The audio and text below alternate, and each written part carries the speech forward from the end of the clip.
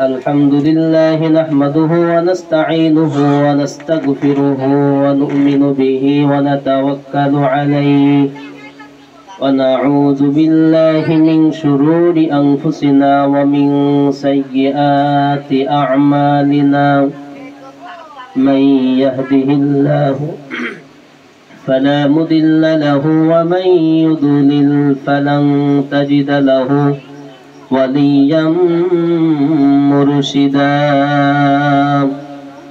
ونشهد أن لا إله إلا الله وحده لا شريك له ونشهد أن سيدنا إيماننا قدوتنا حبيبنا طبيبنا وطبيب أرواحنا ومولانا محمدا عبد الله ورسوله أما بعد فقد قال الله تعالى في كلامه المجيد وفي فرقانه الحميد أعوذ بالله من الشيطان الرجيم شكرا يا مشاهد পড়েন أعوذ بالله من الشيطان الرجيم بسم الله الرحمن الرحيم إن الله وملائكته يصلون على النبي يا أيها الذين آمنوا صلوا عليه وسلموا تسليما محبة الشهد درود شريف পড়ি اللهم صل على سيدنا مولانا محمد وعلى آل سيدنا مولانا محمد اللهم صل على سيدنا مولانا محمد وعلى آل سيدنا مولانا محمد رسول আমার ভালোবাসা রসুল আমার আশা রসুল আমার প্রেম বিরহের মূল আলোচনা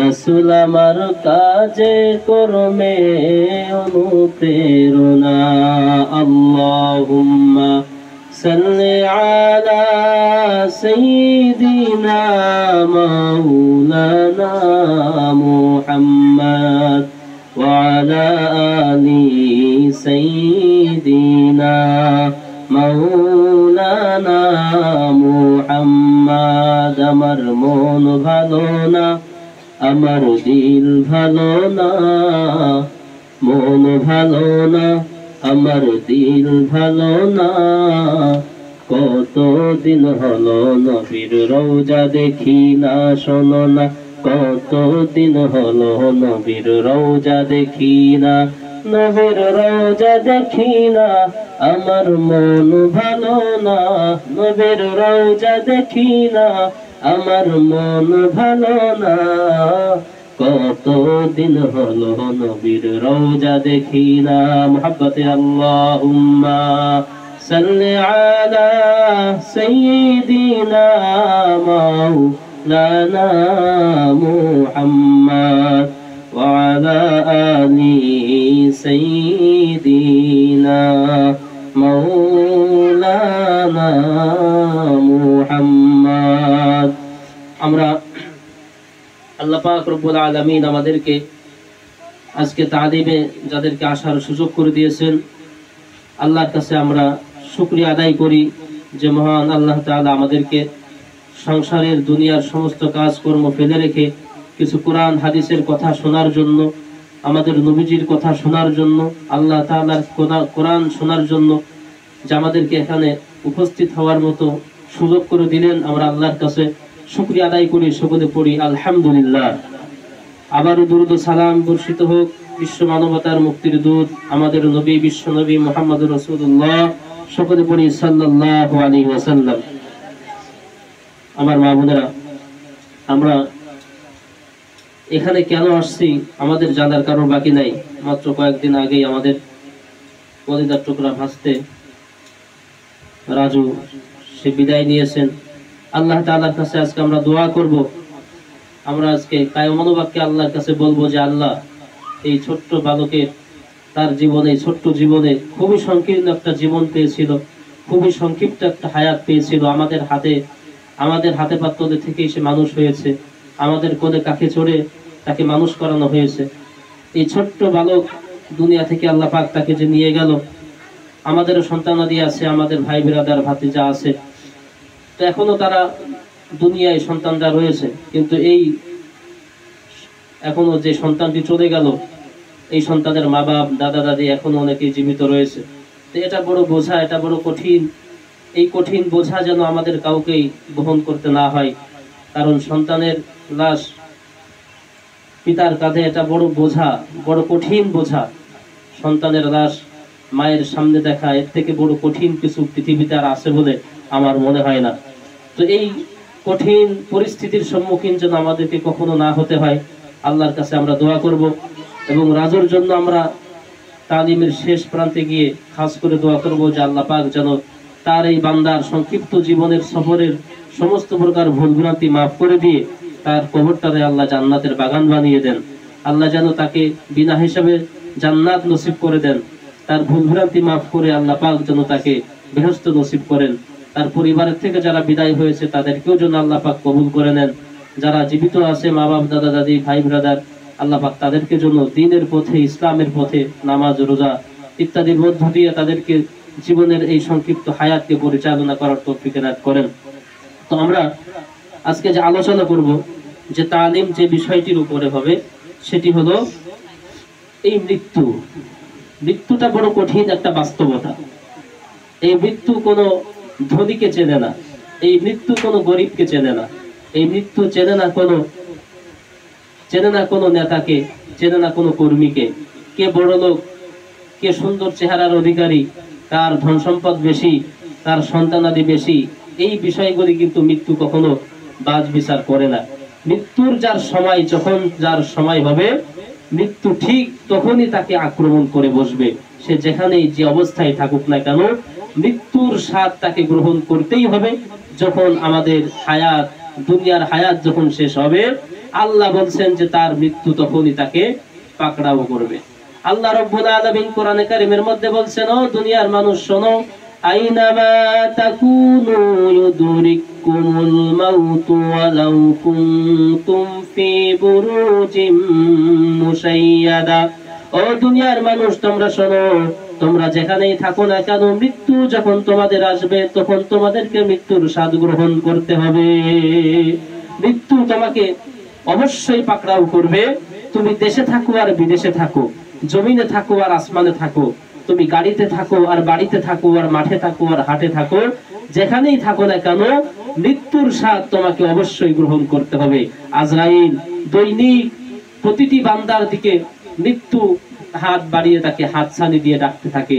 কবর তাকে বলতে থাকে যে হে দুনিয়ায় মত্ত মানুষ, হে দুনিয়া নিয়ে যারা ব্যস্ত আছো, যারা দুনিয়ার প্রেমে পড়ে গেছো, দুনিয়ার মহব্বতে মায়ায় যারা জড়িয়েছো, মৃত্যু তখন, কবর তখন তাকে হাত বাড়িয়ে বলতে থাকে যে দুনিয়ার এই মায়া মহব্বত তুমি ভুলে যাও। যেই জমিনের উপরে তুমি পা দিয়ে হাঁটাচলা করছো, যে জমিনের উপরে ঘর বিল্ডিং তুলতেছো, এই জমিনে, যেই জমিনের উপরে তুমি পদাচরণ করতেছো, চলাফেরা করছো, এই জমিনের পেটের মধ্যে তোমাকে আসতে হবে, এই মাটির পেটের মধ্যে তোমাকে গিলে ফেলা হবে। কবর এভাবে প্রতিটি মানুষকে, প্রতিটি জীবকে সারাক্ষণ ডাকতে থাকে। এই জন্য আমার মা বোনেরা, যেই কবরে আমাদেরকে অবশ্যই যেতে হবে, এতে কোনো সন্দেহ আছে? বলেন, এতে কোনো সন্দেহ আছে যে কবরে যেতে হবে? কোনো সন্দেহ নাই। পৃথিবীর সবকিছু অবাস্তব হতে পারে, অসত্য হতে পারে, কিন্তু মৃত্যু এটা অসত্য নয়। মৃত্যু এটা অসত্য নয়। পিতা সন্তানকে অস্বীকার করতে পারে যে তুমি আমার সন্তানই না, তোমাকে ত্যায্য পুত্র করলাম। মা তার মেয়েকে ত্যায্য পুত্র করতে পারে, স্ত্রী তার স্বামীকে করতে পারে, স্বামী তার স্ত্রীকে ছেড়ে দিতে পারে, ভাই ভাইয়ের সঙ্গে নেমক হারামি করতে পারে, পিতা সন্তানের সঙ্গে নেমক হারামি করতে পারে, সন্তান মা বাবার সঙ্গেও নিমক হারামি করতে পারে, কিন্তু মৃত্যু মানুষের সঙ্গে কখনোই নিমক হারামি করবে না। মৃত্যু যে মানুষের জীবনের বড় বাস্তবতা, এটা কখনোই তার সঙ্গে নিমক হারামি করবে না। মৃত্যু এমন নয় যে পুলিশকে 2000 টাকা 5000 টাকা ঘুষ দিলে অনেক কিছু থেকে কিন্তু মুক্তি পাওয়া যায়, কিন্তু আজরাইল তো এমন নন যে দুনিয়ার কিছু সম্পদ দিয়ে আজরাইলকে ঘুষ দিলাম যে ভাই আজরাইল আমারে মাফ করে দাও, আমারে তুমি ধরো না, আমাকে তুমি মৃত্যু দিও না, তোমাকে এই 10,000 টাকা দিলাম, এই টাকা নিয়ে তুমি তোমার সংসার চালাও, আমার পিছনে তুমি পড়ো না।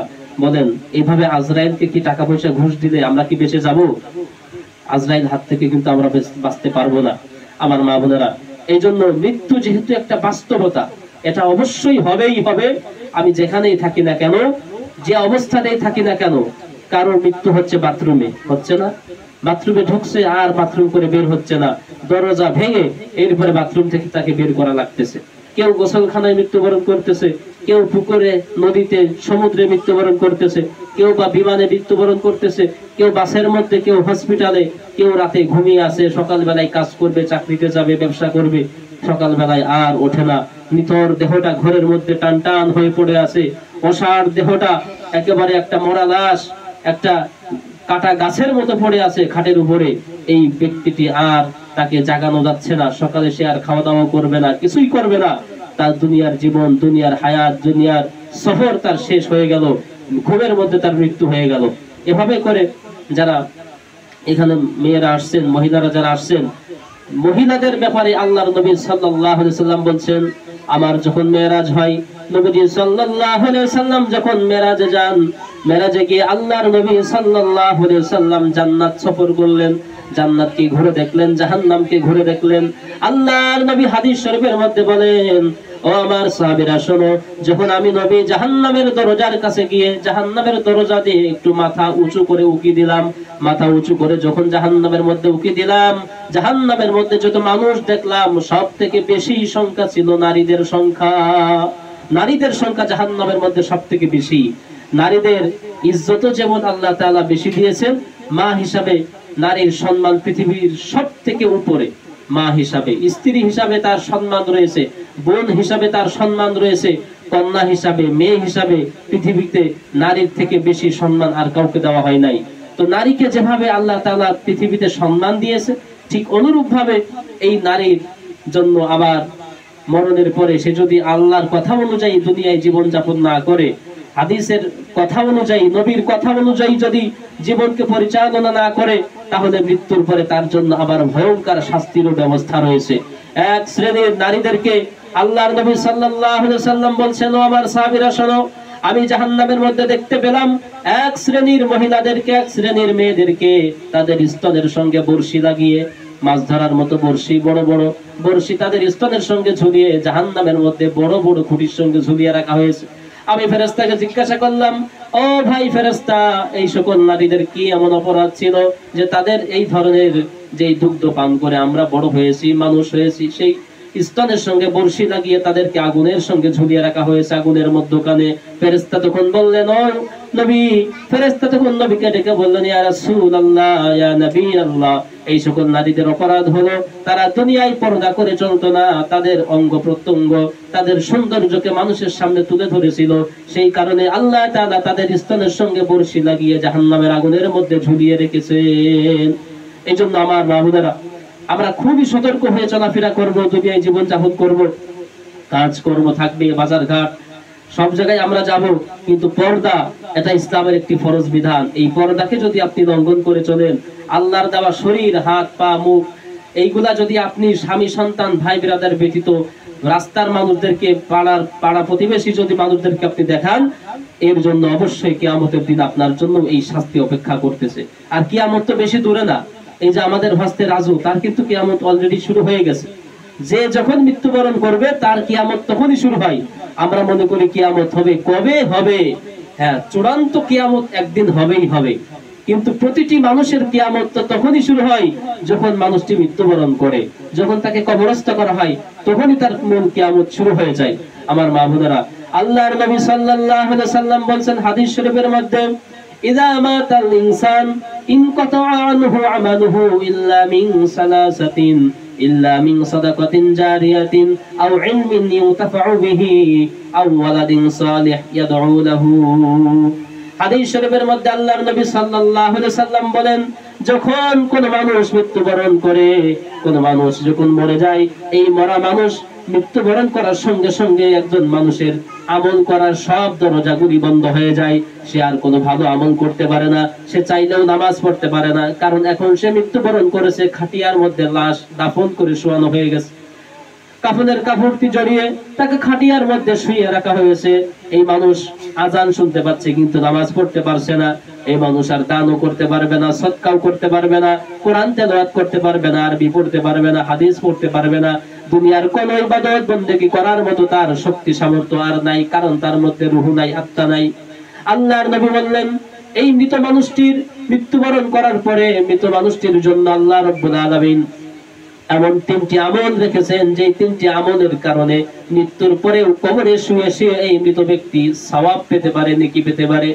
ইল্লা মিন সাদাকাতিন, নবীজি বললেন, যদি এই ব্যক্তি কোন দান সদকা করে যায়, সদকাতুন জারিয়া করে যায়, যদি কোন মসজিদ মাদ্রাসা রাস্তাঘাট, কোন অভাবী, কোন এতিম, কোন বিধবাকে যদি সাহায্য সহযোগিতা করে যায়, তাহলে এই বিধবাকে, এতিমকে সাহায্য সহযোগিতা করার কারণে আল্লাহ তাআলা ওই ব্যক্তির মৃত্যুর পরেও কবরে সওয়াব পৌঁছিয়ে দিতে থাকবেন। সুবহানাল্লাহ। আমরা যদি কোনো বিধবাকে কি করি, বিধবাকে যদি একটা ঘর করে দিই, একটা টিউবওয়েল দিয়ে দিই, একটা বাথরুম করে দিই, একটা রান্নাঘর করে দিই, একটা ছাগল কিনে দেই, একটা গরু কিনে দেই, এভাবে তাদের থাকার ব্যবস্থা যদি আমরা করে দিই, আল্লাহর নবী বললেন মৃত্যুর পরেও ওই যে বিধবাকে যে সাহায্য করা হয়েছে, সেই সাহায্যের জন্য মৃত্যুর পরেও কবরে থেকে থেকে এই ব্যক্তি, আল্লাহ পাক তাকে সওয়াব দিবেন। এই ব্যক্তি যদি দ্বিতীয় নাম্বার যে সওয়াব পেতে পারে, সেটা হলো তার যদি কোনো নেক সন্তান, সন্তানকে আপনি কোরআন শেখান, সন্তানকে ইলম শেখান, সন্তানকে হাফেজ, আলেম, মুফতি, মাওলানা এগুলি তৈরি করে যান। আপনার মৃত্যুর পরে আপনার সন্তান যদি আল্লাহর কাছে দুহাত তুলে মুনাজাত করে চোখের পানি ফেলে, আপনার সন্তানের চোখের পানির বদৌলতে আপনার কবরের আযাব, আপনার কবরের আগুন নিভতে পারে। এটা কি বিশ্বাস করেন? এই জন্য আমার মা বোনেরা, আল্লাহর নবী হাদিসের মধ্যে বলছেন, যদি নেক সন্তান কেউ রেখে যায়, যে সন্তান তার জন্য কোরআন তেলাওয়াত করে আল্লাহর কাছে দোয়া করবে, তার জন্য দান সদকা করবে, তার জন্য নামাজ রোজা করবে, তাহলে এই নেক সন্তান, যেই সন্তান মৃত্যুর পরেও মা বাবার জন্য দোয়া করে, এই সন্তানের দোয়ার বরকতে মা বাবার কবরটা জান্নাতের বাগান হবে, মা বাপ কবরে থেকেই সওয়াবের অধিকারী হবে। এবং উপকারী জ্ঞান বলা হচ্ছে, আপনি ভালো কিছু জানেন, ভালো একটা জিনিস রান্না করতে পারেন, আপনি কাপড় সেলাই করতে পারেন, আপনি একজন ডাক্তার, কিছু ডাক্তারি ওষুধ পানি আপনার জানা আছে, নামটাম জানা আছে, আপনি যা কিছু পারেন, আপনি কোরআন পারেন, হাদিস পারেন, এই জিনিসগুলি যদি অন্য মানুষকে ফ্রি শেখাতে পারেন, ফি সাবিলিল্লাহ, আল্লাহর খুশির জন্য যদি শেখাতে পারেন, এই কোরআন হাদিস ভালো জিনিস শেখানোর কারণে ওই ব্যক্তি আরো যত মানুষকে শেখাবে, এই সব মানুষ কিয়ামত পর্যন্ত যত মানুষ শিখবে আপনার ওসিলায়, সব মানুষের শিকার ওসিলা করে কিয়ামতে আল্লাহ তাআলা আপনার আমলনামায় এত পরিমাণ সওয়াব দিবে, আপনি আল্লাহর কাছে বলবেন, আল্লাহ আমি তো দুনিয়ায় এত সওয়াবের কাজ করি নাই, আমি এত বেশি কোরআন তেলাওয়াত করি নাই, এত বেশি নামাজ রোজা হজ যাকাত করি নাই, তবে আমার আমলনামায় এত সওয়াব কিভাবে জমা হলো? তখন ফেরেশতারা বলবে, ও ভাই, দুনিয়ায় তুমি যে অমুক ব্যক্তিকে কোরআন শিখিয়েছিলে, অমুক ব্যক্তিকে হাদিস শিখিয়েছিলে, নামাজ শিখিয়েছিলে, দোয়া দুরূদ শিখিয়েছিলে, তালিম তরবিয়ত করেছিলে, মানুষদেরকে ভালো ভালো জিনিস শিক্ষা দিয়েছিলে, ওই মানুষ থেকে যত মানুষ ভালো জিনিস শিক্ষা করেছিল, সকলের আমলনামার একটি আমল তোমার আমলনামায় আল্লাহ তাআলা পৌঁছে দিয়েছেন। সুবহানাল্লাহ। এই জন্য আমার মা বোনেরা, আমরা যা কিছু জানি, দোয়া দুরূদ, নামাজ রোজা, কোরআন হাদিস, আমরা অন্যকে শেখানোর চেষ্টা করব।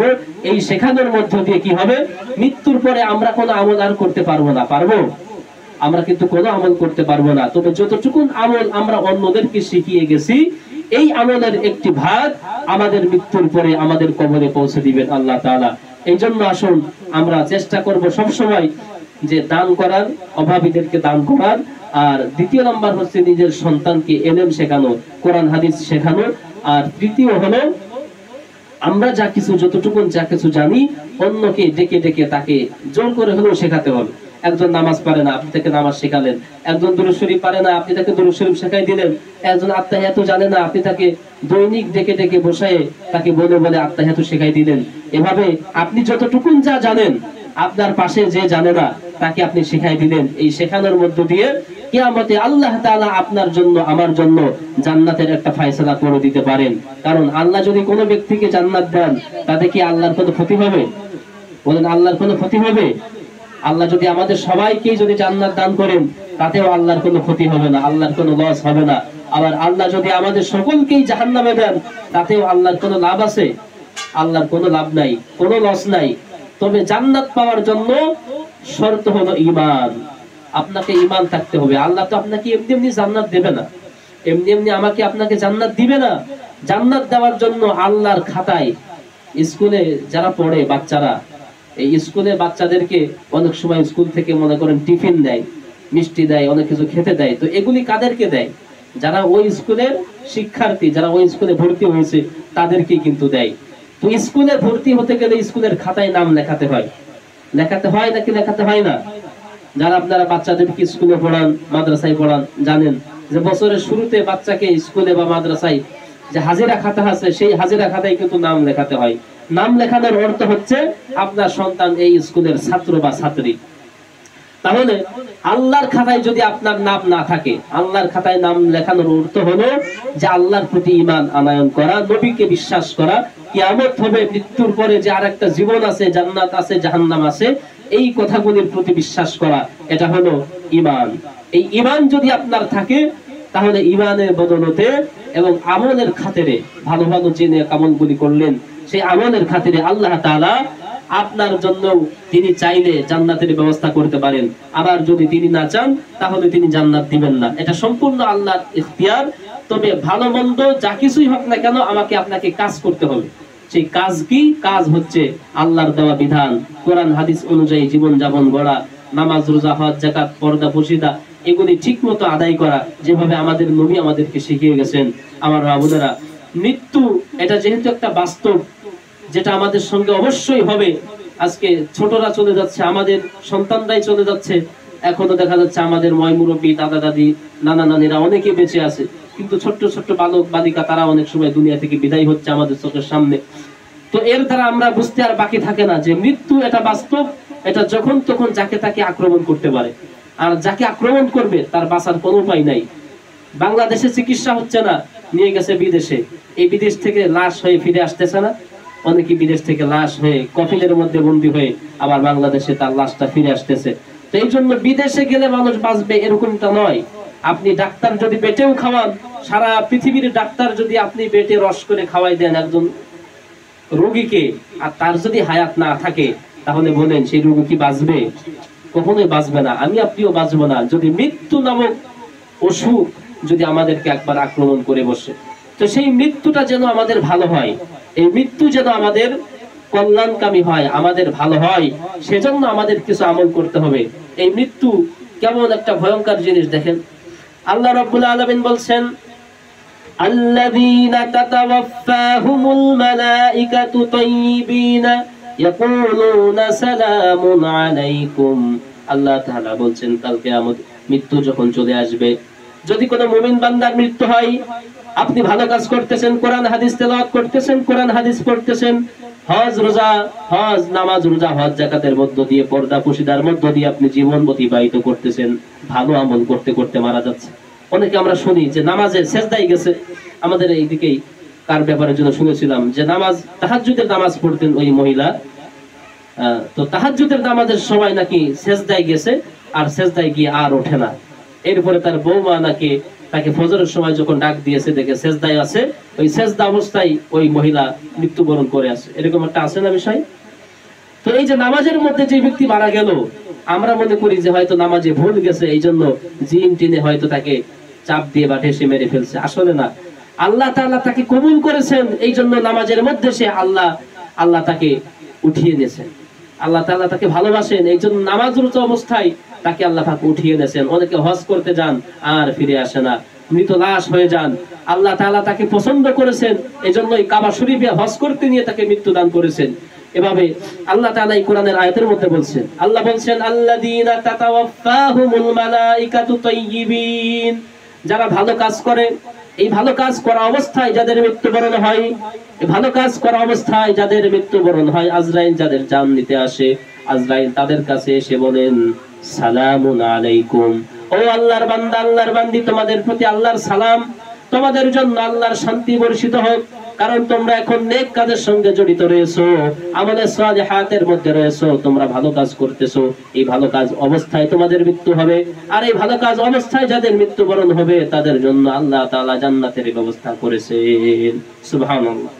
যারা ভালো কাজ করতে করতে মৃত্যুবরণ করে, নামাজ পড়তে পড়তে মৃত্যুবরণ করেছে, রোজা রাখছে, এত কষ্ট হচ্ছে তারপরেও রোজা ছাড়ে না, দেখা যাচ্ছে এক সময় সে দুপুর বেলায় বা বিকাল বেলায় হঠাৎ করে সে মৃত্যুবরণ করলো।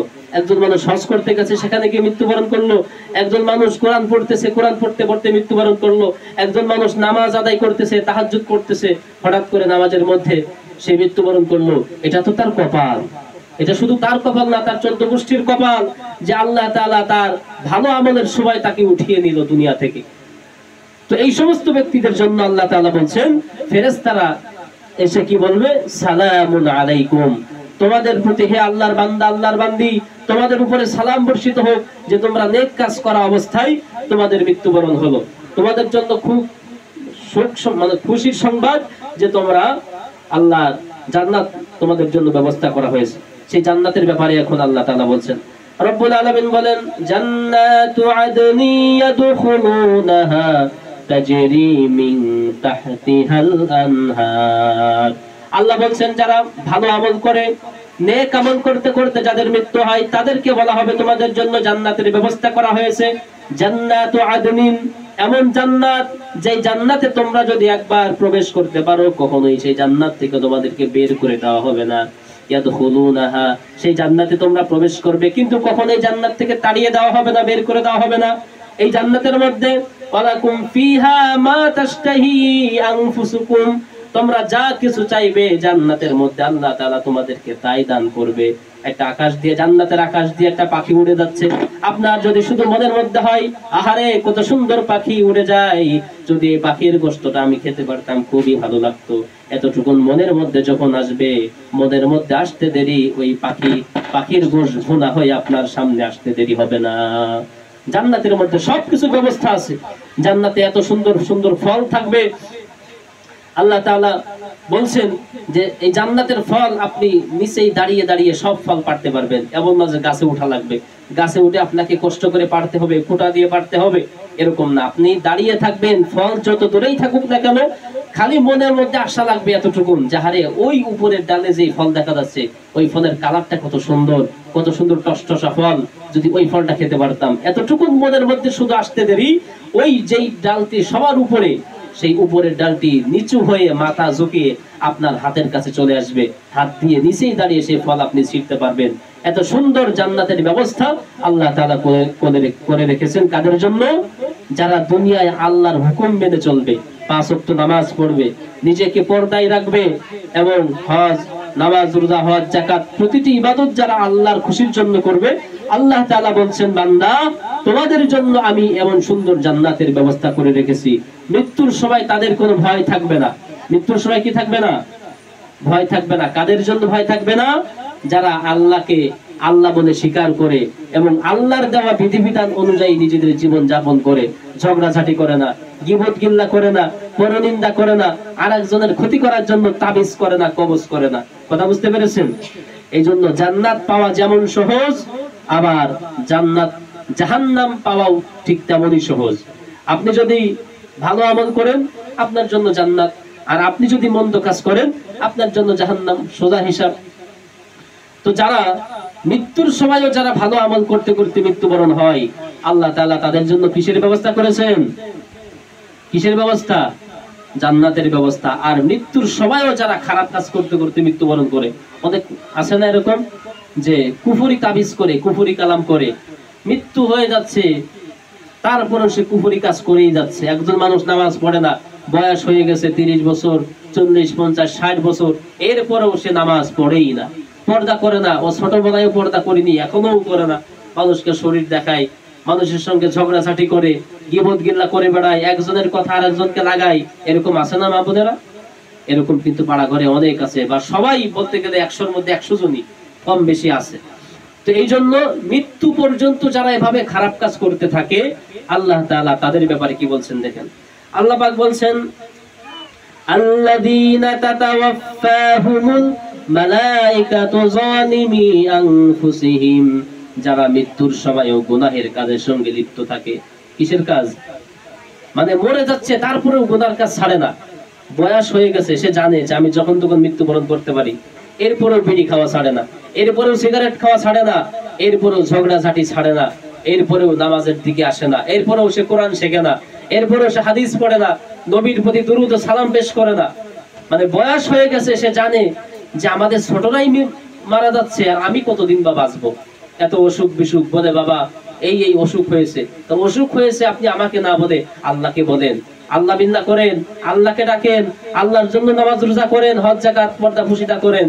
তাহলে আল্লাহ এই দুনিয়ায় তো কষ্ট করতেছেন, মৃত্যুর পরে আল্লাহ পাক আপনাকে শান্তিতে রাখবেন নাকি রাখবেন না? আল্লাহর কথা অনুযায়ী যদি আপনি চলেন, মৃত্যুর পরে আল্লাহ আপনাকে শান্তি দিবে না? অবশ্যই শান্তি দিবে। কিন্তু আল্লাহর কথা অনুযায়ী যদি না চলেন, তাহলে এই ব্যক্তিদের জন্য কি অবস্থা হবে? আল্লাহ পাক বলছেন, শোনো, আল্লাযীনা তাতাওয়াফাহুমুল মালাইকাতু যালিমি আনফুসিহিম ক্বালু ফীমা কুনতুম, মৃত্যুর সময়ও যারা গুনাহের কাজের সঙ্গে লিপ্ত থাকে, মৃত্যুর সময়ও যারা অপরাধী কাজ কর্ম করতে থাকে, এই সমস্ত ব্যক্তিদেরকে এমন কঠিন পরিস্থিতি হবে মৃত্যুর সময়। আজরাইল আলাইহিস সালাম ভয়ঙ্কর একটা আকৃতি নিয়ে তার সামনে উপস্থিত হবে। কার সামনে? যারা গুনাহের কাজ করতেই থাকে, এই সমস্ত মানুষের যখন মৃত্যুর সময় চলে আসবে, আল্লাহ তাআলা বলছেন, আজরাইল আলাইহিস সালাম তখন ভয়ঙ্কর আকৃতি নিয়ে ওই বান্দার সামনে উপস্থিত হবে। বান্দাকে বলবে, বান্দা তোমার রূহটা বের করে দাও। আজরাইলের ভয়ঙ্কর চেহারা দেখে বান্দার চোখ তখন উল্টে যাবে, সে তখন চারিদিকে চোখ বড় বড় করে তাকাতে থাকবে। আমরা মৃত্যুর সময় দেখি অনেকের চোখ চারিদিকে শুধু এভাবে ঘোরাইতে থাকে, বড় বড় চোখ করে আকাশের দিকে তাকিয়ে থাকে, আর বলে আমাকে কে ধরছে, এরকম করে না অনেকে? এরকম কিন্তু মৃত্যুর সময় বা মৃত্যুর অনেক আগে এরকম হয় অনেকের ব্যাপারে। তো আজরাইল আলাইহিস সালাম ভয়ঙ্কর আকৃতি নিয়ে ওই বান্দার মাথার আশপাশ দিয়ে যখন ঘুরতে থাকবে, ওই বান্দার তখন চোখ উল্টে যাবে আজরাইলের ভয়ঙ্কর চেহারা দেখে। আজরাইল তখন তাকে ডাক দিয়ে বলবে, ও আল্লাহর নাফরমান বান্দা, আল্লাহর নাফরমান বান্দি, তোমার আত্মাটা বের করে দাও। তখন গুনাহগারের আত্মা বের হতে চাইবে না। গুনাহগারের আত্মা তখন তার সমস্ত শরীরের মধ্যে ছোটাছুটি করতে থাকবে। একবার মাথার মধ্যে ঢুকবে, একবার পায়ের মধ্যে ঢুকবে, একবার হাঁটুর মধ্যে ঢুকবে, একবার পেটের মধ্যে ঢুকবে, একবার আঙ্গুলের গিরার মধ্যে ঢুকবে, একবার নখের মধ্যে ঢুকবে, একবার পায়ের গোড়ালির মধ্যে ঢুকবে, একবার পিঠের মধ্যে ঢুকবে। এভাবে করে ওই নাফরমান বান্দা বান্দির সমস্ত শরীরের মধ্যে আত্মাটা, রূহটা ঢুকাঢুকি করতে থাকবে, ছুটাছুটি করতে থাকবে, লুকাতে থাকবে, কিন্তু কোথাও সে পালাবার জায়গা পাবে না।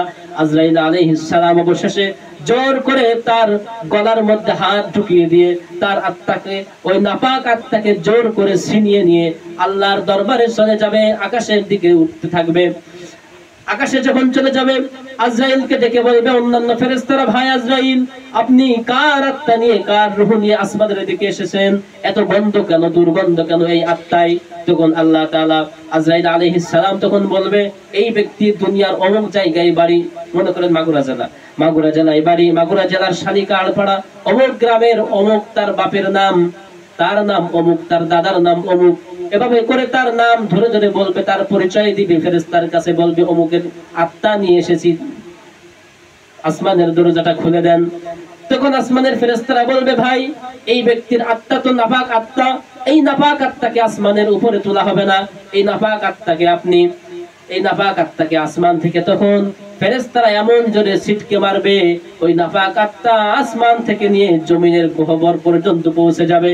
এই জমিনের তলদেশে এমন একটি জায়গা রয়েছে, আল্লাহ তাআলা বলছেন, সেটা হলো কিতাবুম মারকুম ইয়াশহাদুহুল মুকাররাবুন, ইন্নাল আবরার লাফি নাঈম। এই নাপাক আত্মা তখন আসমান থেকে ফেরেশতা সজরে জমিনের দিকে আঘাত করবে, ছুঁড়ে মারবে। এই নাপাক আত্মা চলে যাবে জমিনের ৭তম জমিনের নিচেই, সেটা হলো সিজ্জিন। এই সিজ্জিনে গিয়ে এই নাপাক আত্মাকে বন্দী করা হবে। যাদের আত্মা খারাপ কাজ করতে করতে মৃত্যুর দিকে ঢলে পড়ে, এই সমস্ত গুনাহগারের আত্মাকে তখন ৭তম মাটির নিচেই এমন একটি জায়গা রয়েছে, সেই জায়গাটির নাম হলো সিজ্জিন, মানে বন্দিখানা, কারাগার বা বন্দিখানা। সেই সিজ্জিনের ৭তম মাটির নিচে তাকে আবদ্ধ করা হবে খারাপ মানুষের আত্মাকে।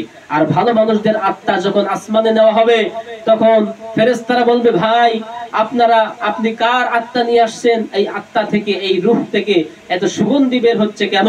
তখন আজরাইল আলাইহিস সালাম বলবেন যে এই আত্মাটি হলো অমুক এলাকার, অমুক গ্রামের, অমুক তার দাদার নাম, তার বাপের নাম অমুক, তার নাম অমুক, তার মৃত্যু হয়েছে আর তার আত্মা নিয়ে এখন এসেছি, আকাশের দরজাটা খুলে দাও, তাকে জান্নাত পর্যন্ত পৌঁছে দেওয়া হবে।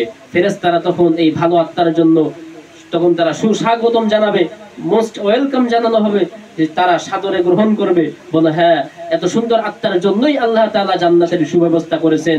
তখন এই ভালো মানুষের আত্মাকে আকাশের উপরে তোলা হবে এবং সেখানে জান্নাতের যে ওয়েটিং একটা রুম আছে, জান্নাতে যাওয়ার আগে যে আর একটা রুম আছে, সেই রুমে তাকে আবদ্ধ করে রাখা হয় বা তাকে থাকতে দেওয়া হবে।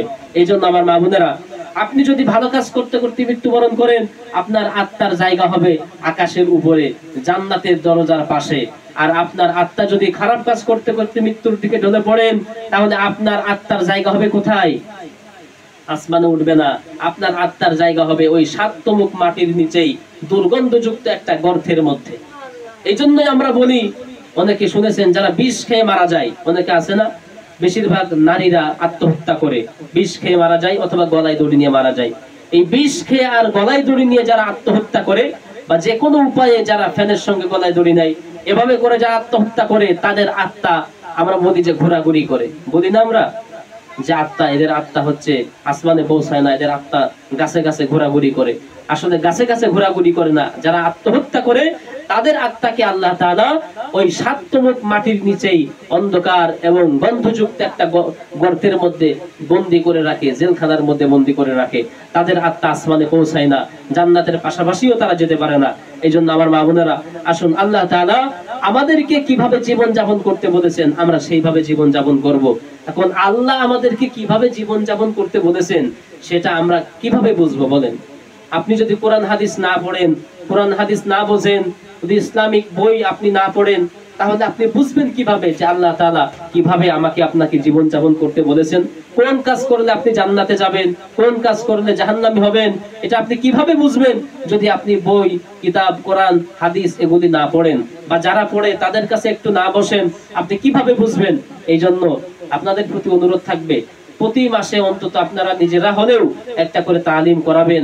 যারা জানে, যারা পারে এমন মানুষ এনে একটু তালিম করাবেন, যাদের মুখ থেকে আপনারা কোরআন হাদিসের ২-৪-৫টি কথা শুনবেন এবং আমল করতে পারেন। কারণ দুনিয়ার জীবনটা বড় সংক্ষিপ্ত জীবন, এই সংক্ষিপ্ত জীবন কিন্তু আমাদের একদিন শেষ হয়ে যাবে। এই দুনিয়ার সন্তান থাকবে, স্ত্রী থাকবে, স্বামী থাকবে, বউ বাল বাচ্চা সব থাকবে, নাতিপুতি সব থাকবে। যেই সন্তানদের জন্য চুরি করে, চামারি করে, ছেঁচড়ামি করে জায়গা করে যাচ্ছেন, ভাইকে ফাঁকি দিয়ে আর এক ভাই সব জমি জায়গা লিখে তার সন্তানদেরকে দিয়ে যাচ্ছেন, এই সব কিছুর হিসাব আপনাকেই বহন করতে হবে কিয়ামতের দিন। এই সন্তান কিন্তু আপনার কোনো উপকারে আসবে না। যে সন্তান নাতিপুতির জন্য চুরি করে, চামারি করে, ঘর বাড়ি করে যাচ্ছেন, তারাই কিয়ামতে আপনাদের জন্য, আমাদের জন্য জাহান্নামে যাওয়ার কারণ হবে। সন্তান সেদিন আমাদেরকে ভুলে যাবে, আমাদেরকে চিনবে না, ওই বিপদে কেউ কারোর পাশে দাঁড়াবে না। দুনিয়ায় যদি বিপদ হয়, ভাই ভাইয়ের পাশে দাঁড়ায়, পিতা সন্তানের পাশে দাঁড়ায়, সন্তান পিতা মাতার পাশে গিয়ে দাঁড়ায় যে আমি আছি, আমি দেখব। কিন্তু মৃত্যুর পরে যেই ভয়াবহ অবস্থার সম্মুখীন হবে, সেদিন কেউ কাউকে পরিচয় দিবে না। আল্লাহ রাব্বুল আলামিন বলছেন কিয়ামতের অবস্থা কেমন হবে লক্ষ্য করো। ইয়াউমা ইয়াফিরুল মারউ মিন আখিহি ওয়া উম্মিহি ওয়া আবি ওয়া সাহিবাতিহি ওয়া বানি। আল্লাহ তাআলা বলছেন কিয়ামতের ভয়াবহ অবস্থা তো এমন হবে, কিয়ামতের দিন মানুষের এক হাত উপরে, আধা হাত উপরে সূর্য থাকবে। এই সূর্য এমন ভাবে তাপ দিতে থাকবে, গুনাহগার বান্দা বান্দীদের মাথার মগজ গলি গলে গলে নাক কান বেয়ে পড়তে থাকবে, নাকের ছিদ্র দিয়ে মগজ গলে পচে পড়তে থাকবে, দুই কানের ছিদ্র দিয়ে গলে গলে পড়তে থাকবে। এমন ভাবে মানুষের মাথার মগজগুলি টকবক করে ফুটতে থাকবে, পানি পানি করে চিৎকার করতে থাকবে। গুনাহগার উম্মত বান্দা বান্দি তখন পানি পানি করে চিৎকার করতে থাকবে। উলঙ্গ অবস্থায় পায়ে স্যান্ডেল থাকবে না, মাথায় ছাতা থাকবে না, কোনো গাছ থাকবে না, গাছের ছায়ায় বসতে পারে এমন কোনো গাছ, এমন কোনো পিলার, বিল্ডিং, বাসা বাড়ি থাকবে না। সেদিন এমন ভয়ঙ্কর অবস্থা হবে, সারা হাসরের ময়দানে শুধু তাপ আর তাপ দেওয়া হবে। আর পায়ের নিচে যে জমিন থাকবে, জমিনটা পুড়ে তামার জমিন হয়ে যাবে। তামা, এটা যখন আগুনে দগ্ধ করা হয়, পোড়ানো হয়, কামারের ঘরে আমরা অনেকেই গিয়েছি, দেখেছেন যে কামার যখন লোহাকে গরম করে এই কালো কুচকুচে লোহা তখন উত্তপ্ত হয়ে আগুনে পোড়ালে পড়ে চকচক করে জল জল করে, মানে এটা একদম আগুনের মতো হয়ে যায়। কালো জিনিসও আগুনের মতো টকটকা হয়ে যায়, হয়ে যায় না? এরকম টকটকা হয়ে যায়। দেখবেন যে আগুন, কাশি যখন আমরা পোড়াই, অনেকে বিভিন্ন কাজের জন্য কাশি পোড়ান, এই কাশি যখন খুব বেশি হিট দেওয়া হয় চুলার মধ্যে, তখন এই কালো কাশি কিন্তু লাল হয়ে যায়, জমিনটা লাল হয়ে যাবে, পুড়ে তামা হয়ে যাবে। এই তামা হওয়া জমিনের উপরে আমরা দাঁড়িয়ে থাকবো, খালি পাই, কোনো স্যান্ডেলও নাই। তো এত কষ্ট করে মানুষেরা সেদিন দাঁড়িয়ে থাকবে। তখন স্বামী স্ত্রীকে এসে বলবে, আমি তো তোমার স্বামী ছিলাম দুনিয়ায়, তুমি আজকে একটু আমাকে একটা নেকি দাও, কারণ আমার একটা নেকির কারণে আজকে আমি জাহান্নামী হচ্ছি। সেই অবস্থা কেমন হবে আল্লাহ তাআলা কোরআনের মধ্যে বলছেন।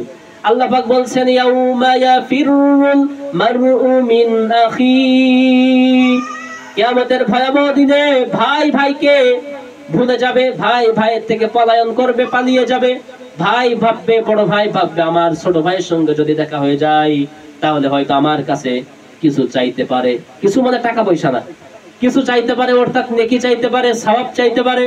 আমি যদি আমার ভাইকে সওয়াব দিয়ে দিই তাহলে আমি তো জাহান্নামে চলে যাব। বড় ভাই ছোট ভাইকে পরিচয় দিবে না, ছোট ভাই বড় ভাইকে দেখে পলায়ন করবে, পালিয়ে যাবে। ওয়া উম্মিহি ওয়া আবি, সন্তান মা বাবার থেকে পলায়ন করবে, পালিয়ে যাবে। মা বাপ সন্তানকে পরিচয় দিবে না, বলবে আমার দুনিয়ায় কোনো সন্তানাদি ছিল না। সন্তান মা বাপকে পরিচয় দিবে না, সন্তান বলবে দুনিয়ায় আমার কোনো মা বাপ আমি চোখেই দেখি নাই, আমার কোনো মা বাপ ছিল না। এভাবে করে মা তার সন্তানকে ভুলে যাবে, সন্তান তার মা বাপকে পরিচয় দিবে না। আল্লাহ তাআলা বলছেন, ওয়া উম্মিহি ওয়া আবিহি ওয়া সাহিবাতিহি ওয়া বানি, বন্ধু বন্ধুকে ভুলে যাবে। দুনিয়ায় বন্ধুরা বন্ধুর জন্য অনেক কিছু করে, অনেক কিছু করে। এই যে শুনলাম যে আমাদের রাজুর জন্য তার বন্ধুরা নাকি ফ্রিজার যে গাড়ি রাখা হয়, লাশবাহী যে গাড়ি, এই গাড়িরও ব্যবস্থা করেছিল। তো বন্ধু বন্ধুর জন্য মায়া লেগেছে, তাদের কষ্ট হচ্ছে, তার জন্য এতটুকুন তার শেষ বিদায় বেলায় এতটুকুন তারা করে গেছে। তো এই বন্ধু কিন্তু কিয়ামতে কোনো পরিচয় দিবে না, দুনিয়ায় পরিচয় দেয়, দুনিয়ায় তারা উপকারে আসে, কিন্তু মৃত্যুর পরে তারা আর কোনো উপকারে আসে না। বন্ধু বন্ধুকে দেখে পালিয়ে যাবে, বান্ধবী বান্ধবীকে আর পরিচয় দিবে না। ওই একটাই ভয় যে হারে যদি আমি পরিচয় দিই তাহলে আমার কাছে যদি নেকি চাই তো আমি তাকে নেকি দিয়ে দিলে আমি তো জাহান্নামে চলে যাব। এই ভয়ে বন্ধু বন্ধুকেও পরিচয় দিবে না, বান্ধবী বান্ধবীকেও পরিচয় দিবে না কিয়ামতের ওই কঠিন পরিস্থিতিতে। আল্লাহ তাআলা বলছেন সেই অবস্থা দেখো, লিকুল্লি ইমরিইম মিনহুম ইয়াউমাইদিন শাআনুন ইউগনি, প্রত্যেকের আমল সেদিন প্রকাশ পেয়ে যাবে। আমরা যা কিছু করেছি, আমরা রাতে গুনাহ করি, কোনো মানুষ জানে না, কিন্তু আল্লাহ জানে। কেউ যেটা না জানে সেটা জানে কে? কেউ যেটা না দেখে সেটা দেখেন কে? সেটা দেখেন আল্লাহ। কেউ যেটা না বোঝে সেটা বোঝেন কে? সেটা বোঝেন আল্লাহ। এই জন্য আমরা মনে করি রাতের বেলায় চুরি করতেছি, রাতের বেলায় এই অমুক কাজ করতেছি, তমুক কাজ করতেছি, কেউ তো দেখছে না, বেঁচে গেলাম। কিন্তু না, কেউ দেখে নাই। একজন দেখেছেন, জোরে বলুন তার নাম কি? আল্লাহ। একজনের চোখ আপনি ফাঁকি দিতে পারেন নাই। তো সেদিন সবার কাজ, সবার আমল, ভালো মন্দ যা কিছু করেছি, চুরি চেঁচড়ামি, যা কিছু করেছি সব আমল সেদিন আল্লাহ তাআলা মানুষের কাছে প্রকাশ করে দিবেন। সেদিন আর কোনো উপায় থাকবে না। আল্লাহ পাক বলছেন, উজুহু ইয়াউমাইযিম মুসফিরা দাহিকাতুম মুস্তাবশিরা। আল্লাহ বলছেন যারা ভালো আমল করেছে, দুনিয়ায় নেক কাজ করেছে, নামাজ রোজা হজ যাকাতের মধ্য দিয়ে, পর্দা পশিদার মধ্য দিয়ে জীবন অতিবাহিত করেছে, আল্লাহ বলছেন ওই কিয়ামতের দিন সবাই যখন টেনশনে থাকবে, এই বেচারার কোনো টেনশন থাকবে না। সুবহানাল্লাহ। আল্লাহ বলছেন হাসরের ময়দানে সব মানুষ টেনশন করবে, কিন্তু দুনিয়ায় যারা আমি আল্লাহর হুকুম মেনে চলেছে, নবীর হাদিস অনুযায়ী জীবন যাপন করেছে, তাদের কোনো ভয় থাকবে না, টেনশন থাকবে না, তাদের মুখে থাকবে হাসি, তাদের চেহারা দেখে মনে হবে এদের কোনো টেনশন নাই, কোনো চিন্তা নাই, কোনো ভয় তাদের থাকবে না। কিন্তু পক্ষান্তরে যারা আল্লাহর হুকুম মানে নাই, নবীজির হাদিস যারা মানে নাই, নামাজ রোজা হজ যাকাত কোরআন তেলাওয়াতের মধ্য দিয়ে যাদের জীবন অতিবাহিত হয় নাই, আল্লাহ তাআলা বলছেন তাদের অবস্থা কেমন হবে। ওয়াজুহু ইয়াওমাইযিন আলাইহা গাবারা তারহাকুহা কাতারা উলাইকা হুমুল কাফারাতুল ফাজারা।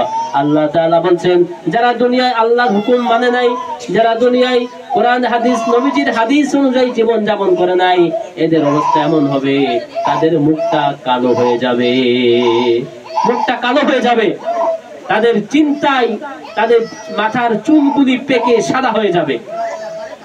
কবরের জীবন এমন যে তাদের চিন্তায় তাদের মাথার চুলটা সাদা হয়ে যাবে, তাদের বাঁচার আর কোনো উপায় থাকবে না। আমার ভাই, আমার মা বোনেরা, এই জন্য আমরা সব সময় চেষ্টা করব কি, সব সময় হাদিস অনুযায়ী আমরা জীবন যাপন করার চেষ্টা করব। কারণ আমাদের জীবন বড় সংক্ষিপ্ত একটা জীবন। এই জীবনে আমি থাকবো না, আমার অর্জন করা ঘর থাকবে, বাড়ি থাকবে, জায়গা থাকবে, জমি থাকবে, আমরা কেউ থাকবো না। সুতরাং এই দুনিয়ার পরকালমুখী যদি জীবন যাপন করি, সেটা আমাদের জন্য কল্যাণকর, আমাদের জন্য সেটাই মঙ্গলজনক। আমরা যা কিছু করি, এই ভালো মন্দ যা কিছু করি না কেন, সব কিন্তু একটা খাতায় লেখা হচ্ছে, একটা ডায়েরিতে বা একটা খাতায়, একটা আমলনামায় লেখা হচ্ছে। কিয়ামতের দিন আল্লাহ তাআলা বলবেন, ইকরা কিতাবাকা কাফা বিনাফসিকাল ইয়াওমা আলাইকা হাসিবা। আল্লাহ রাব্বুল আলামিন কিয়ামতের দিন বলবেন, ও বান্দা, ও বান্দি, তুমি তোমার আমলনামা খাতায় লেখা আছে পড়ো। এই খাতায় তুমি যা কিছু করেছো, দিনে যা কিছু করেছো, রাতের বেলায় যা কিছু করেছো, তুমি মুরব্বী বয়সে যা কিছু করেছো, যৌবন বয়সে, যুবতী বয়সে যা কিছু করেছো, সব আমল লেখা আছে। এই খাতা, এই ডায়েরি এখন তুমি পাঠ করো, তুমি পড়ো। কাফা বিনাফসিকাল ইয়াওমা আলাইকা হাসিবা। তোমার হিসাবের জন্য আজকে তুমি নিজেই যথেষ্ট হয়ে যাবে। তুমি তো জানো দিনে 5 ওয়াক্ত নামাজের কয় ওয়াক্ত নামাজ তুমি আদায় করেছো, তুমি জানো তুমি কোরআন তেলাওয়াত করো নাই, তুমি জানো তুমি নবীর হাদিস পড়ো নাই, তুমি জানো তুমি পর্দা করো নাই। বান্দা বান্দি, আজকে তোমরা তোমাদের আমল পড়ো, তোমরাই বিচার করো তোমরা জান্নাতি নাকি জাহান্নামী। এবার বলেন, আমরা কি নিজেরা বুঝতে পারি না? যারা পর্দা করে না, আপনি তো বুঝতেই পারছেন যে আমার শাস্তি হবে, আমাকে এভাবে স্তনের সঙ্গে বর্ষি লাগিয়ে আগুনের উপরে ঝুলিয়ে রাখা হবে। নবীজির হাদিস। আপনি যদি মানুষকে বুক দেখান, আপনি যদি মানুষকে চেহারা দেখান, চেহারাটাকে ঝলসে দেওয়া হবে। এটা তো আমরা বলেই যাচ্ছি, যারা কোরআন হাদিস আমরা পারি বা বুঝি যতটুকু আমরা বলছি, তারপরেও তো আপনি পর্দা করেন না, এরপরেও আপনি নামাজ আদায় করেন না, এরপরেও আপনি হজ সমর্থ থাকা সত্ত্বেও হজ করেনি, আবার শক্তি সুস্থ থাকা সত্ত্বেও রোজা করে না, বিভিন্ন অজুহাত দিয়ে রোজাকে সে ভঙ্গ করে।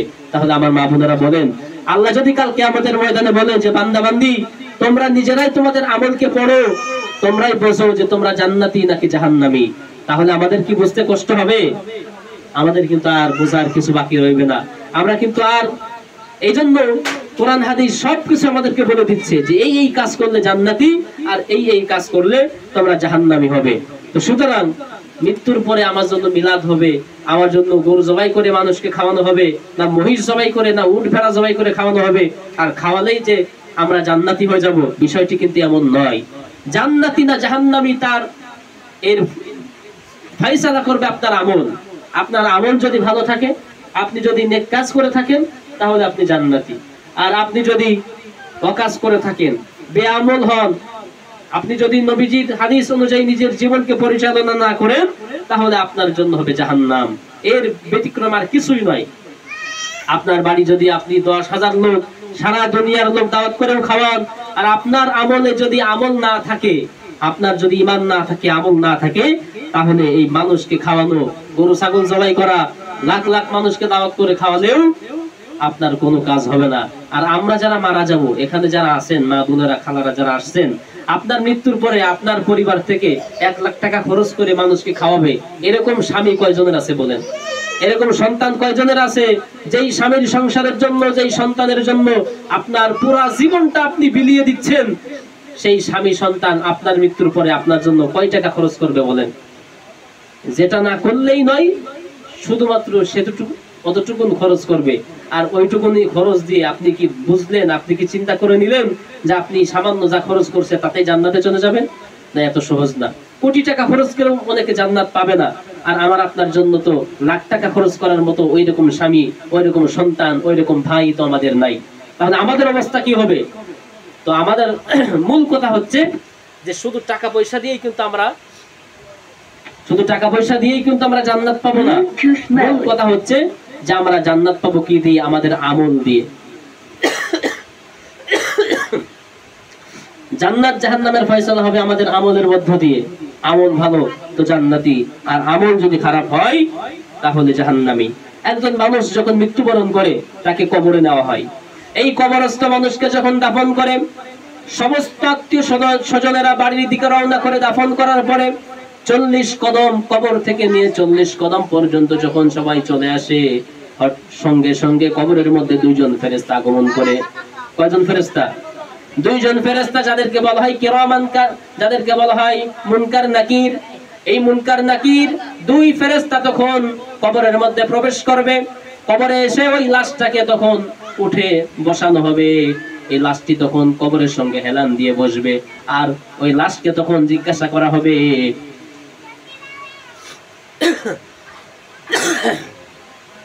ওই ফেরেশতারা তখন লাশকে জিজ্ঞাসা করবে মান রব্বুক, লাশকে জিজ্ঞাসা করা হবে মান রব্বুকা। ফেরেশতারা বলবে তোমার রবকে। এই কবরে যাকে রাখা হয়েছে এই লাশ, যার লাশ, সে যদি মুমিন হয়, সে যদি ইমানদার হয়, তার যদি আমল থাকে ভালো, তাহলে এই লাশ তখন উত্তর করবে রব্বি আল্লাহ। আমাদের রবকে বলেন, আমাদের রবকে আল্লাহ। এই লাশ তখন জবাব দিবে যে রব্বি আল্লাহ, আমার রব হচ্ছে আল্লাহ। এই প্রথম প্রশ্নের উত্তর যখন সঠিক হবে, দ্বিতীয়বার আবার প্রশ্ন করা হবে ওমা দীনুকা, তোমার দিন কি, তোমার ধর্ম কি ছিল? ওই মৃত লাশ তখন উত্তর করবে দীনুনা আল ইসলাম, আমার দিন হলো ইসলাম, আমার ধর্ম হলো ইসলাম।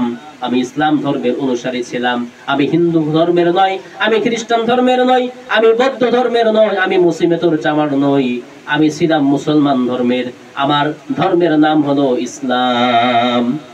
যদি ঈমান থাকে, যদি আমল থাকে, তখন এই মৃত লাশ উত্তর দিবে কি যে আমি হচ্ছি মুসলমান, আমার ধর্মের নাম ইসলাম। তৃতীয়বার প্রশ্ন করা হবে, ফেরেশতারা প্রশ্ন করবেন ওমান নাবিয়্যুকা। অথবা হাদিসের মধ্যে অন্য রাওয়াতে আসছে মা হাদার রাজুল আল্লাযী বুইসা ফি ইলাইকুম। ফেরেশতারা বলবেন তোমাদের কাছে যেই পুরুষকে, যেই নবীকে প্রেরণ করা হয়েছিল, যে মুহাম্মদ সাল্লাল্লাহু আলাইহি সাল্লামকে পাঠানো হয়েছিল, তার ব্যাপারে তোমার বিশ্বাস কি? তিনি কি ছিলেন? এই বেচারা যদি মুমিন হয়, যদি মুসলমান হয়, ইমানদার হয়, তখন বলবে হাদা নাবিয়্যুনা মুহাম্মাদুর রাসূলুল্লাহ সাল্লাল্লাহু আলাইহি ওয়াসাল্লাম। এই মুমিন বান্দা বান্দি তখন বলবে ইনি তো হচ্ছে আমার নবী, আমাদের নবী মুহাম্মাদুর রাসূলুল্লাহ সাল্লাল্লাহু আলাইহি ওয়াসাল্লাম। তিনি তো আমাদের নবী, তিনি আমার নবী ছিলেন, আমি তার উম্মত। এভাবে মুমিন বান্দা সে 3টি প্রশ্নের উত্তরেই সফলভাবে উত্তর করতে পারবে। এখন বলেন, যদি ঈমান না থাকে তাহলে কি এই উত্তর আমরা দিতে পারবো? ঈমান আমল না থাকলে কিন্তু উত্তর দিতে পারবো না। আপনি যতই মুখস্থ করে যান যে প্রশ্ন তো এই 3টা হবে, তাহলে আমি ভালো করে মরার আগে প্রশ্ন একবারে মুখস্থ করে যাব, ওখানে যাওয়া মাত্র ফেরেশতারা প্রশ্ন করবে আর আমি কটকট করে উত্তর দিয়ে দিব। না, আপনাকে আল্লাহ পাক ভুলিয়ে দিবেন। যদি ঈমান আমল না থাকে আপনি ভুলে যাবেন, আপনার মনে থাকবে না। মনে মুখস্থ থাকা সত্ত্বেও কিন্তু আপনার মনে থাকবে না। আল্লাহ পাক আপনাকে ভুলিয়ে দিবেন। কি আল্লাহ পাক কি ভুলাই দিতে পারেন না? আল্লাহ পাক কিন্তু সবকিছুই পারেন। যখন ডাক্তারের কাছে যান, এই মা বোনেরা একটু খেয়াল করেন, ডাক্তারের কাছে যখন যান 500 টাকা ভিজিট দিয়ে ডাক্তার দেখালেন, ডাক্তার বলছে খালা আপনার সমস্যা কি বলেন? আপনি বললেন যে বাপ আমার মাথা ব্যথা, পেট ব্যথা, পিঠ ব্যথা, আসলটা বলতেই ভুলে যান। যখন ডাক্তার প্রেসক্রিপশন করে ঘর থেকে বের হন, তখন এসে বলে আরে আমার তো আসল কথাই বলি নাই, আমার যে বমি বমি ভাব হয় সেটাই তো বলি নাই। তাহলে দেখেন, সামান্য ডাক্তারের কাছে গিয়ে যদি আসল রোগের কথা বলতেই ভুলে যান, তাহলে কবরে গিয়ে ফেরেশতাদের কাছে আল্লাহর এই 3টা প্রশ্নের উত্তর কি, এটাকে আল্লাহ পাক ভুলাই দিতে পারবেন না? অবশ্যই পারবেন। ডাক্তারের কাছে গিয়ে ভয়েই আপনি রোগের কথা ভুলে গেছেন, তাহলে বোঝেন যে ফেরেশতাদের কাছে গেলে কিভাবে এই প্রশ্ন আপনার মুখস্থ থাকা সত্ত্বেও কিভাবে আপনি ভুলতে পারেন? আল্লাহ পাক আপনাকে ভুলাই দিবেন। তখন এই ব্যক্তিকে, যে ব্যক্তি মুমিন থাকবে সে তো উত্তর দিতে পারবে। উত্তর সঠিক হওয়ার সঙ্গে সঙ্গে আল্লাহ তাআলা আকাশ থেকে ডেকে বলবেন, সাদাকা আবদি, আমার বান্দা সত্য বলেছে, আমার বান্দা যা কিছু বলেছে সবকিছু সত্য। সে আমি আল্লাহকে রব হিসাবে মেনেছে, দুনিয়ায় একমাত্র আমার ইবাদত করেছে, বন্দেগী করেছে, সে ইসলাম ধর্মের উপরে জীবন যাপন করেছে, সে নবী মুহাম্মদ সাল্লাল্লাহু আলাইহি সাল্লামের হাদিস অনুযায়ী নিজের জীবনকে পরিচালনা করেছে। সুতরাং ফাফরিহু ফিল জান্নাহ। তো সুতরাং তখন আল্লাহ তাআলা বলবেন যে তার কবরকে প্রশস্ত করে দাও। তার যে 3.5 হাত কবর খোঁজা হয় মানুষের জন্য, এই 3.5 হাত কবর কি এত প্রশস্ত করে দেওয়া হবে যে সে ইলা মাদ্দা বাসারিহি, তার চোখ যত দূর যায়, এই যে আমরা এখান থেকে তাকালে মোটামুটি আপনার ওই কি বলে এদিকে পূর্ব দিকে সব কিন্তু আমরা দেখতে পাই, ওই বড়ইছাড়া পর্যন্ত দেখতে পাচ্ছি, এদিকে ওই আলভাড়া গ্রাম ওই পর্যন্ত আমরা দেখতে পাচ্ছি। তো এভাবে চোখ যত দূর যায় তত দূর তার এই 3.5 হাত কবরকে ফাঁকা করে দেওয়া হবে, প্রশস্ত করে দেওয়া হবে। তার কাছে মনেই হবে না যে আমি ছোট্ট একটা কবরের মধ্যে বন্দী আছি। মুমিন বান্দার এভাবে কবরটা বিশাল কবরে পরিণত হবে, তার আর কোনো চিন্তা থাকবে না, টেনশন থাকবে না। আল্লাহ তাআলা বলবেন ফাফরিশু বিল জান্নাহ, তার কবরে তো কোনো বিছানা নাই, শুধু 3 টুকরা বা 5 টুকরা কাফনের সাদা কাপড় দিয়ে তার দেহটাকে মুড়িয়ে পেঁচিয়ে চকলেটের মতো বানিয়ে কবরের মধ্যে তার আত্মীয় স্বজন রেখে গেছে। আমার বান্দা বান্দির কবরে কোনো বিছানা নাই, বালিশ নাই, কম্বল নাই, খেদা নাই, মশারি নাই। ও আমার ফেরেশতারা, আমার বান্দা বান্দির কবরে তোমরা জান্নাতের বিছানা বিছিয়ে দাও। সুবহানাল্লাহ। এই বান্দা বান্দির, মুমিন বান্দা বান্দির কবরে তখন জান্নাতের বিছানা বিছিয়ে দেওয়া হবে। এরপরে আল্লাহ তাআলা বলছেন, ফেরেশতারা তাকে বলবে নাউম কানাউমিল উলুস। ফেরেশতারা বলবে, ও আল্লাহর বান্দা, আল্লাহর বান্দি, তোমরা বাসর রাতে যেভাবে স্বামী স্ত্রী সুন্দর সময় কাটিয়েছো, বাসর রাতে যেভাবে স্বামী স্ত্রী সুন্দর করে আনন্দ করে ঘুমিয়েছো, কেউ তোমাদেরকে ডিস্টার্ব করে নাই যে আজকে বাসর রাত। জীবনে একবারে বাসর হয়, জীবনে একবারে বাসর ঘর হয়, হওয়ার মতো।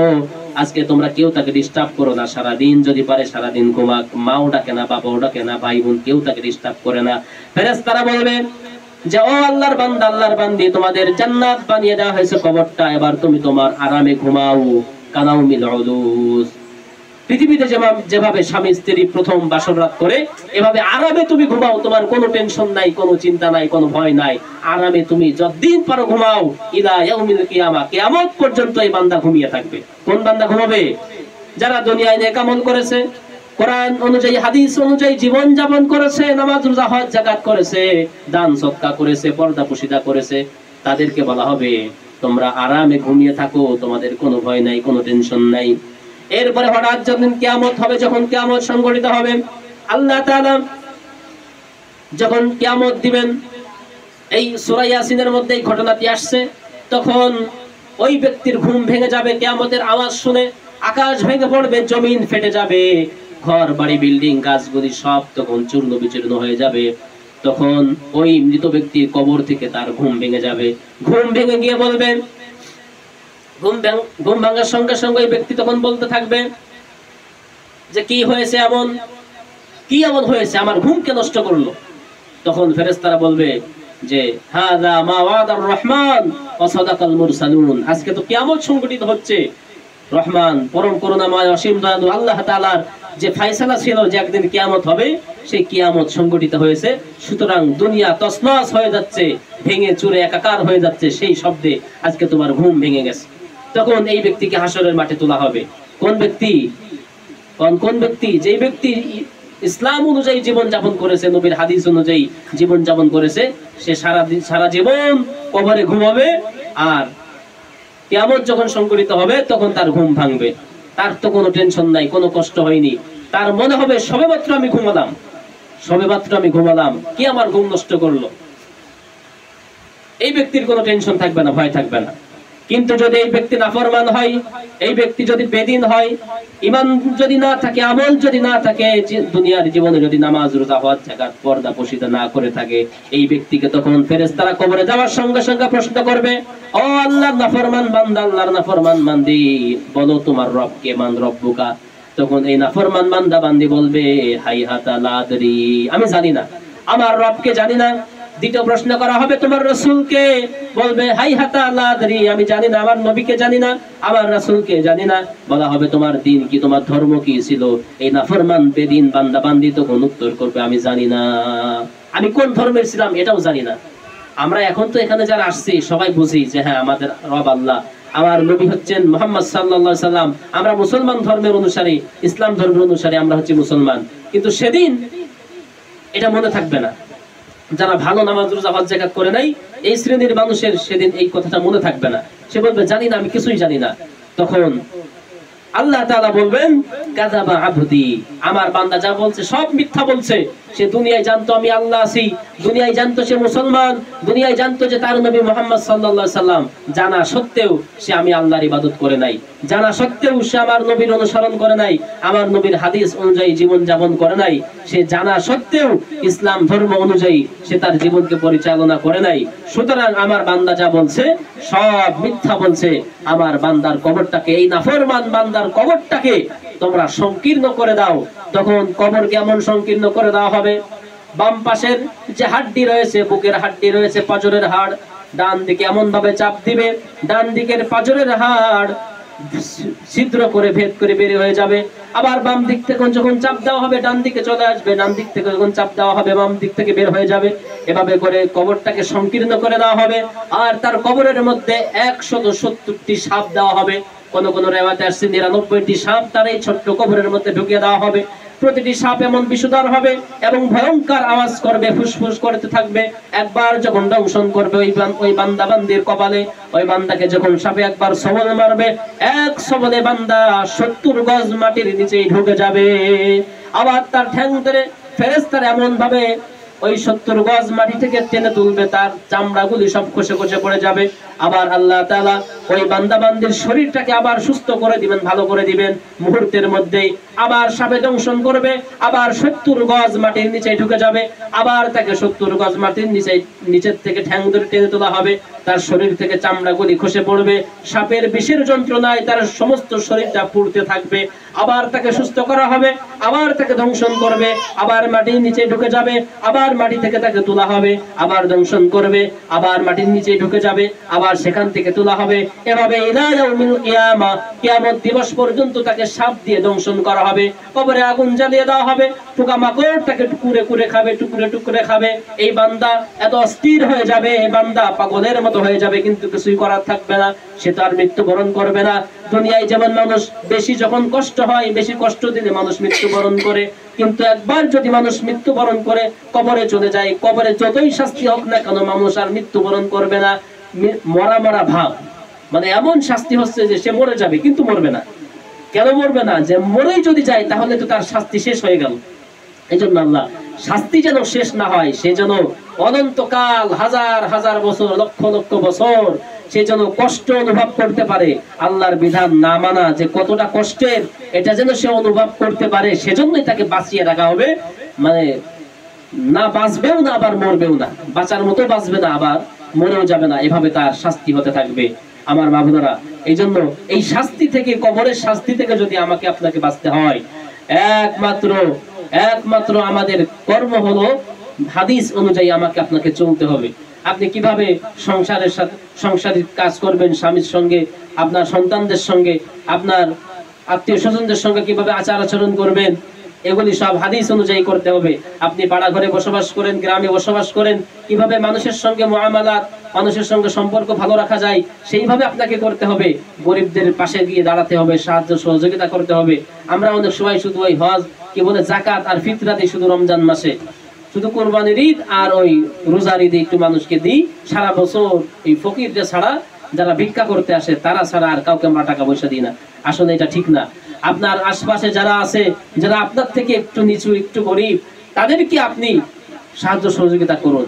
10 টাকা থাকলে 10 টাকা দিয়ে, 100 টাকা দিতে পারলে 100 টাকা দিয়ে, 500 টাকা দিতে পারলে 500 টাকা দিয়ে, না পারেন 10 কেজি ধান, যেভাবেই হোক না কেন, পারলে 2 কেজি চাউল, যেভাবেই হোক না কেন, যে আপনার থেকে একটু গরিব তাকে আপনি দিয়ে সাহায্য সহযোগিতা করেন। আপনি যদি দুনিয়ায় কোনো অভাবীকে, কোনো অভাবী কষ্টে যারা আছে তাদের পাশে দাঁড়ান, আর আপনি যখন কবরে যাবেন, যখন কষ্টে থাকবেন, তাহলে আপনার আমার পাশে দাঁড়াবে আমাদের রব। বলেন তার নাম কি?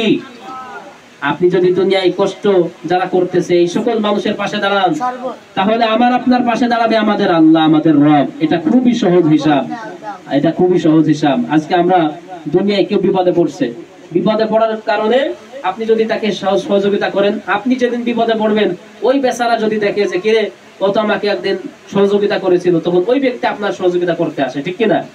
মনে করেন আপনার ছেলের মুসলমানি, আপনার নাতিপুতির মুসলমানি, আপনার এক আত্মীয়কে দাওয়াত দিয়েছেন, সে এসে 1000 টাকা দিয়ে গেছে দাওয়াত খেয়ে।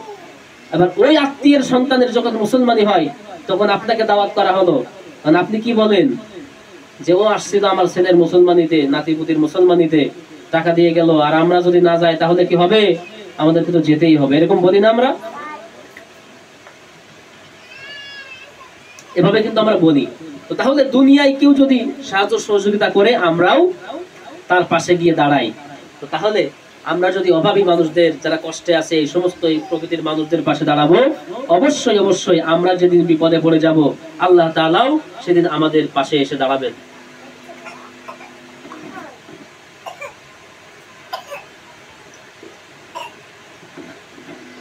এই জন্য আমার মা বোনেরা, আমরা সবসময় খেয়াল করব যে আমরা যেন হাদিস অনুযায়ী নিজেদের জীবনকে পরিচালনা করতে পারি। কারণ আল্লাহর নবীর আসার কারণ কি বলেন তো? এই যে রবিউল আউয়াল মাস চলছে, আজকে হলো 13ই রবিউল আউয়াল। এই রবিউল আউয়াল মাস যে আসছে, এই রবিউল আউয়াল মাসেই কিন্তু আমার আপনার নবী মুহাম্মদ সাল্লাল্লাহু আলাইহি সাল্লামের শুভ আগমন হয়েছিল। মা আমিনার কোলে, মা আমিনার কোলকে আলোকিত করে এই ধরাধামে আল্লাহর নবী মুহাম্মদ সাল্লাল্লাহু আলাইহি সাল্লামের আগমন হয়েছিল এই রবিউল আউয়াল মাসের 12 তারিখে, যে দিনটি গতকালকে চলে গেছে, আজকে হলো 13 তারিখ। তো নবীজি আসার কারণ হলো যে এই গুনাহগার উম্মতরা কিভাবে আল্লাহর কাছে মুক্তি পাবে, কিভাবে কবর থেকে বাঁচতে পারে, জাহান্নামের আগুন থেকে বাঁচতে পারে, সেই রাস্তা দেখানোর জন্য আমার আপনার নবীর এই পৃথিবীতে আগমন হয়েছিল। আর নবীর দেখানো সেই পথ, সেই মত অনুযায়ী যদি আমরা আমল না করি, যদি আমরা না চলি, তাহলে আমাদের জীবনটা বড় কঠিন হবে। কবরের জীবনটাও আমাদের বড় কঠিন জীবন হয়ে যাবে। আমাদের কবর থেকে বাঁচার আর কোনো উপায় থাকবে না। কিয়ামতের দিন কাফেরদের অবস্থা কেমন হবে? আল্লাহ রাব্বুল আলামিন বলছেন, শোনো, ওয়াসিকাল্লাযীনা কাফারু ইলা জাহান্নামা যুমারা হাত্তা ইযা জাউহা। আল্লাহ তাআলা বলছেন কিয়ামতের দিন কাফেরদের অবস্থা কেমন হবে?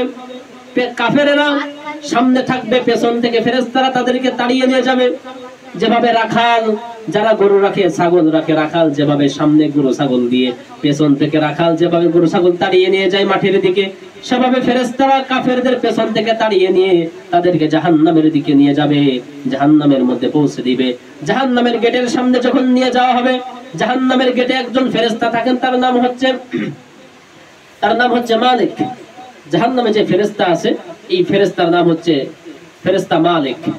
এই মালিক ফেরেশতা তখন প্রশ্ন করবে যে তোমরা জাহান্নামে কেন আসছো বান্দা? জাহান্নামে আসার কারণটা কি? তোমাদের কাছে কি আল্লাহর কোরআন যায় নাই, আল্লাহর নবী আসে নাই? তোমরা কি নবীর হাদিস শোনো নাই? জাহান্নামে আসার কারণটা কি? তখন এই সকল কাফেরেরা সেদিন বলবে যে আল্লাহ তাআলার শাস্তি আমাদের জন্য অবধারিত। আমরা তো আল্লাহর নবীর কথা শুনি নাই, হাদিস শুনি নাই, হাদিস অনুযায়ী নিজেদের জীবন যাপন করি নাই, কোরআন অনুযায়ী নিজেদের জীবন যাপন করি নাই, সেজন্যই আজকে আমাদের জন্য জাহান্নামকে আল্লাহ তাআলা অবধারিত করে দিয়েছেন। জাহান্নামে তাদেরকে দেওয়া হবে। এরপরে জাহান্নামের অবস্থা কেমন দেখেন। আল্লাহ পাক রব্বুল আলামিন কোরআনে কারীমের মধ্যে বলছেন সূরা তাহরিমে, ইয়া আইয়ুহাল্লাযীনা আমানু কু আনফুসাকুম ওয়া আহলিকুম নারা। ও ঈমানদার বান্দা বান্দীগণ, আবার ঈমানদার নারী পুরুষগণ, তোমরা শোনো, কু আনফুসাকুম, তোমরা নিজেরা জাহান্নামের আগুন থেকে বাঁচো, ওয়া আহলিকুম নারা, আর তোমার পরিবার পরিজনদেরকে জাহান্নামের আগুন থেকে বাঁচাও। তোমার স্বামী সন্তান, তোমার নাতিপুতি, তোমার বেটার বউ, তোমার আশেপাশে ভাই ব্রাদার বন্ধু স্বজন যারা আছে তাদেরকেও তোমরা জাহান্নামের আগুন থেকে বাঁচাও। কেমন জাহান্নাম? জাহান্নামের পরিচয় আল্লাহ দিচ্ছেন। জাহান্নাম সৃষ্টি করেছেন কে বলেন তো? জাহান্নাম কে বানিয়েছেন? জাহান্নাম আল্লাহ বানিয়েছেন। যেই আল্লাহ জাহান্নাম বানিয়েছেন, ওই আল্লাহ জাহান্নামের পরিচয় মানুষদের কাছে তুলে ধরতেছেন। বলছেন কু আনফুসাকুম ওয়া আহলিকুম নারা ওয়াকুদুহান নাস ওয়াল হিজারা। যেই জাহান্নামের আগুনকে প্রজ্বলিত করা হবে, জ্বালানো হবে পাথর দিয়ে আর মানুষ দিয়ে। পাথর আর মানুষ, আমরা চোরা